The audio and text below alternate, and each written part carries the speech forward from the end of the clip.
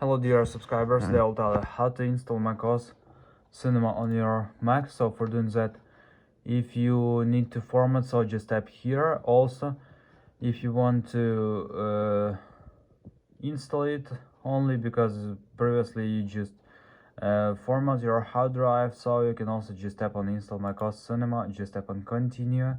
So after, you just need to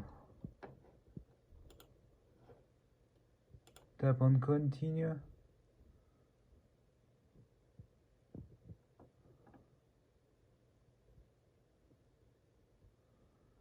And let's just wait until it will load.